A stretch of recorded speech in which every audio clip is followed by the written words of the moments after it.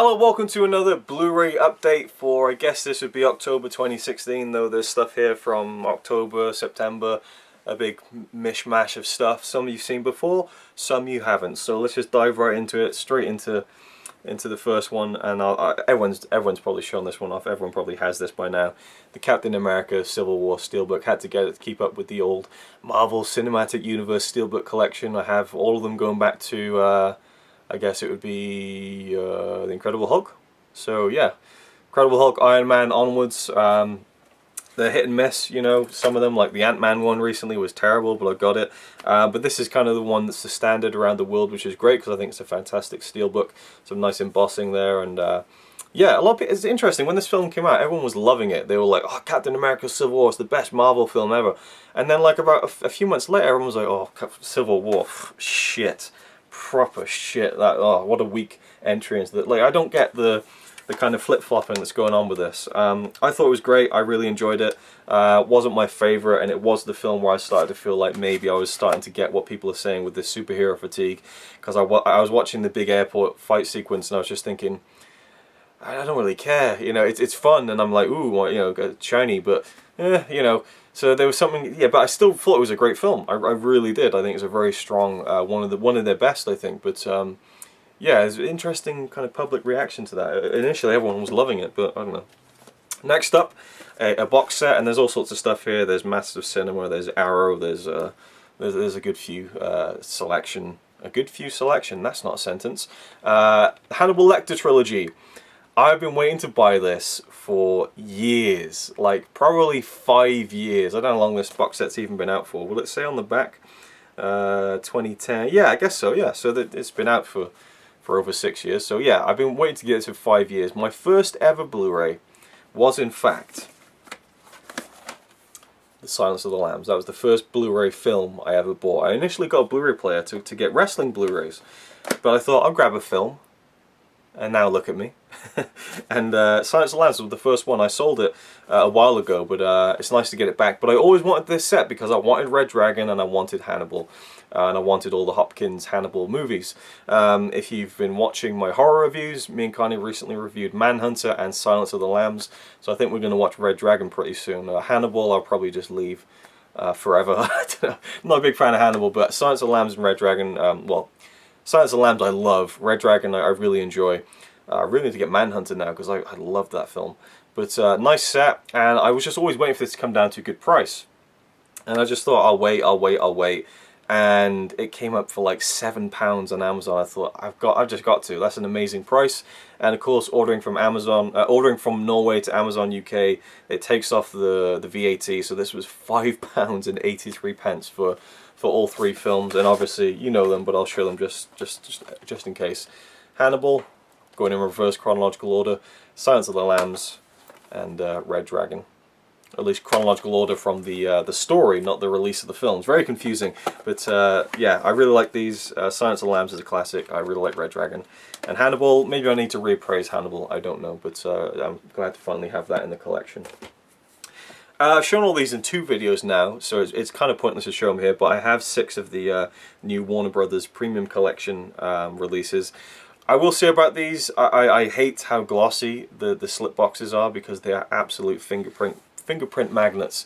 It's just like you look at them and they get fingerprints on them, and I don't like that. But we have Gremlins 2, the new batch. Love this film. It's nowhere near the original, but it's a lot of fun, and I like the cast are back, you know, and Joe Dante directed again. It's a lot of fun. I really do enjoy this. Christopher Lee has some fun moments in this. But yeah, it's a really fun little movie, Gremlins 2. We have Little Shop of Horrors, the director's cut. Haven't seen that one yet. Love this growing up, a childhood favorite. Me and my cousins used to like sing the songs from this and record it on cassette tape, and I'd be very glad if those tapes didn't exist anymore. Diner, haven't seen this. 80s film, great cast. You know, Steve Guttenberg, Daniel Stern, Mickey Rourke, Kevin Bacon, Paul Reiser. Like, holy shit, I need to watch this very soon. This one I'm really intrigued to see, and a lot of people kind of rated it highly in the comments when I showed this off. All the President's Men, Robert Redford, Dustin Hoffman, and I think that I guess the base of the base material for these slip boxes must be silver, because the top of this got scratched off and it's pure silver underneath, which is really annoying. And I think maybe the cat had run over the top of it or something, so I think I need to put these in a different spot. And we have Forbidden Planet, classic, I think 50s sci-fi. Yes, 56. I haven't seen it yet. I've heard good things. And someone recommended I check out the deleted scenes before the film. And then the extended cut of The Shining, which I still haven't watched because I watched the theatrical cut, or the European cut, only a couple of weeks ago. So it'll be a while before I get to this, but I'm really glad to own it. And of course, you know, these are really nice sets with art cards and stuff and clear cases. So yeah, I do like these, but I wish that the slip boxes weren't so fingerprint collectible. You know, they just yeah, it's terrible. Let's have a look at a couple more standard releases. These two I got with the Hannibal order. We have Who Framed Roger Rabbit, the 25th anniversary edition. This was just going dirt cheap. I always wanted to get the steelbook for this from Zavvi, but I just thought, you know what, you know, they sell out so quickly. They released another one, a gold one, and I just thought, I got no chance, so I'll just pick up the standard edition. What the hell? This is another childhood favorite. I adored this film growing up, and I'm really intrigued to revisit it because I'm not sure whether it's going to be one of those, you know, if there'll be a newfound appreciation for it, or I'll be like, it wasn't as good as I remember it. But this is a classic. A lot of people love it, and I got to assume that it does hold up as an adult. You know, got Bob Hoskins there, and the kind of the very weird kind of film noir and then animated cartoon mixed in with it and all that kind of stuff, and directed by Robert Zemeckis, one of my favorite directors. So I really can't wait to get back into this film, and I'll probably watch it very soon and review it because it's in the book, 1,001 Movies You Must See Before You Die. And then this one, again, a part of the same order, and it came to about £5 or something crazy like that, and it was the new 3-disc, I think it's 3-disc edition. Yeah, and is it 3 Blu-rays? Yeah, 3 Blu-rays for like £5, and it is of a classic film I've never fully seen, The Exorcist. I had to get it for Horror Month, and yeah, it's like a just incredible release. It's got a new 3-part documentary, the director's cut from 2000. Then there's a second Blu-ray disc with the theatrical cut with 2 commentaries and a feature-length documentary and an original ending, an interview gallery. Then there's a 3rd Blu-ray disc with more documentaries and all sorts of stuff. So yeah, this is like balls to the wall, packed with special features and different cuts and all that kind of stuff. So I'm hoping I enjoy this. I've seen bits of it. I've seen all the key bits, I think, growing up, but need to see it from start to finish, and I'm hoping that it'll live up to its reputation as a classic horror film. And speaking of classic films, we have a silent film here. Now this turned up today, and I ordered it probably about 6 weeks ago from a company who I wouldn't recommend ordering from, Wow HD. Their prices were just so good I thought I'd give it a shot. So I ordered this Blu-ray and it just didn't turn up. So I messaged them about 3 weeks after it hadn't arrived, and they said yeah, if you wait another 45 days and let us know. I'm thinking, right, so it's like 2 months you want me to wait, you know, and it just seemed ridiculous to me. So I was not looking forward to having to deal with them for a refund, but it turned up today. And on the package it said Wow HD, and I just went wow, because I was not expecting this to turn up whatsoever. And the slip box for it is in perfect condition too, even though the package was open and bent and ripped and torn. I was very lucky with this one. Buster Keaton in Steamboat Bill Jr., the Kino release with a nice slip cover. It's a shame that, well, I've already said it, I'm not even going to go into it, but I was going to say it's a shame that all of the Buster Keaton Blu-rays released by Kino have a nice slip box, except for his best film, The General. Anyway, this is an amazing film. This is one of Buster Keaton's finest. Not one of my favourites, well, probably my top 5 favourites actually, but it's not like my top 1 or 2 favourites, but it's still a great film, and I had the pleasure of seeing this in the cinema last year. I think it was a 2K restoration, and it just looked great, and one of my favourite cinema experiences ever. To be a huge silent film fan, and maybe more importantly a huge Buster Keaton fan, to be leaving that cinema, and on my right this woman stands up with her friend and she says, that was amazing. You know, and I almost fist pumped like at the end of The Breakfast Club. It was great, and hearing people laugh and kind of engage with it was awesome. Great little film with Buster kind of playing a guy who goes to visit his dad and ends up kind of taking up, you know, part of his job working on the boats, and basically the finale of the film is this huge cyclone that just rips the town apart, and it features the classic scene where the wall of the house falls down over Buster, and the window kind of saves him from being, you know, crushed, and it would have literally killed him. It was an actual side of a house, you know, so he did it for real. And it's a moment that has been aped and mimicked and recreated over the years, but you can't mess with the original. And this Blu-ray has the usual special features, you know, a little documentary, some stills and things like that, but it also has a complete alternate version of the film with alternate takes and different camera angles, because a lot of times they would film these silent films with two cameras for exported versions out across the world. So I'm looking forward to checking that version out. But it's great to have another Buster Keaton in my collection. I think there's only a few more I need to get now of his feature films. So it's exciting to see that collection grow, and you know, I love his films so much. Now all we have left, and my voice is kind of breaking a little bit, is a ton of oh wow, I'll leave that in for free. There's a ton of Masters of Cinema releases that I've kind of built up over the past few months. I didn't show any, I showed the Buster Keaton set, but there's a few I didn't show last time. And some Arrow Academy stuff. I guess the Arrow Academy stuff is probably going to be more interesting to most people. And the first one I'll just show you because I've already done a video about it, an unboxing.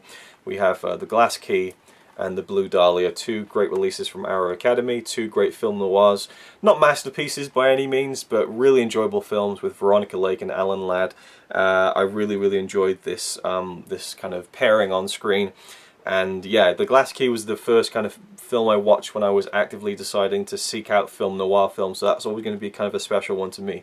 But Blue Dahlia was great as well. Really recommend these if you're into film noir. Some good special features and some great alternate covers as well, which I showed in my unboxing video of both of them. This one, I've already shown on my channel before. I've done an unboxing of it. I was sent it by Arrow back in the day to kind of do an unboxing video of, and I ended up selling it for my David Gilmour trip last year, which also included the Buster Keaton Steamboat Bill Jr. screening. And I never got a chance to watch it, and I really wanted to, but I didn't have the time. So I saw it was going for quite a ridiculous price on Amazon. In fact, it was going for a good price during the recent Arrow video sale. It was about £12, and I thought, oh, I really want that, but no, I didn't bite the bullet on it. And then it went up on Amazon a couple of weeks ago for £6, and I just thought, this is a limited edition. You know, how is this £6? So I thought, screw it, I'll order it. You know, clicked on the page, and it came up and it said out of stock, and I was like, oh. It's probably, you know, probably went down low and everyone bought it out and it's gone now. I thought, let's just throw an order in anyway. So I threw in an order, and about a week later they shipped it. And then it turned up, and it's in perfect condition as well, in a nice slip box. This is like one of the biggest steals I've ever got, I think. It is John Ford's My Darling Clementine. Crazy price, you know. And again, ordering from here in Norway, this came to £4.99. Look at all the special features on the back of this. So we got this classic John Ford film. I think Henry Fonda stars in this, yes. And it's in a nice like kind of slip box edition from Arrow Academy, 2 discs.